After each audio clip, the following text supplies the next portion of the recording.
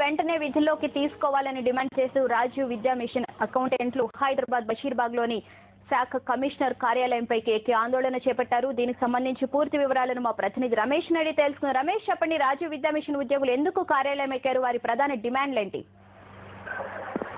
గత 10 నెలల క్రితం రాజీవ్ విద్యా మిషన్ సంబంధించి ఇక్కడ మొత్తం 1200 ఉద్యోగస్తులని విధుల్లోకి ప్రభుత్వం తీసుకోవడం జరిగింది. వీళ్ళందరికీ శిక్షణ ఇచ్చి గత 11 నెలల కాలంగా వీళ్ళందరూ కూడా మొత్తం ఎక్కడ రాష్ట్ర వ్యాప్తంగా వివిధ జిల్లాల్లో వివిధ ప్రాంతాల్లో మండల స్థాయిలో కూడా వీళ్ళు ఉద్యోగాలు నిర్వహిస్తున్నారు.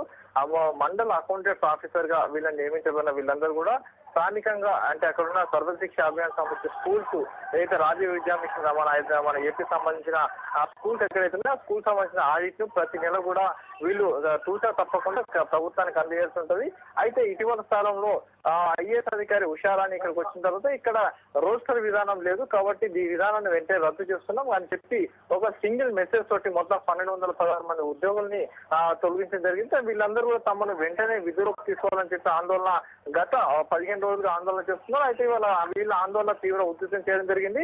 ఏకంగా సర్వశిక్ష అభియాన్ కార్యాలయం ఉన్న బషీర్బాగ్ ఆఫీస్కి రావడం జరిగింది. దీంట్లో మొత్తం ఒక 200 మంది సర్వశిక్ష అభియాన్ సంబంధించిన తొలగించబడిన ఉద్యోగస్తులతో కార్యాలయం ముట్టడించారు. కొంతమంది ఉద్యోగులు అయితే తొలగించబడిన ఉద్యోగులందరూ కలిసి ఆ బిల్డింగ్ భవనం పైకి ఎక్కారు. వీళ్ళంతా కూడా కిందికి దూకామని చెప్పి డిమాండ్ చేస్తారు. తమను వెంటనే విధుల్లోకి తీసుకొని పక్షంలో తామంతా 20 మంది కలిసి ఏకకాలంలో కింది దిగి ఆత్మహత్య చేసుకున్న వీళ్ళు డిమాండ్ చేస్తున్నారు. అయితే వీళ్ళని బుజ్జగించే ప్రయత్నాలు కూడా చేస్తున్నారు.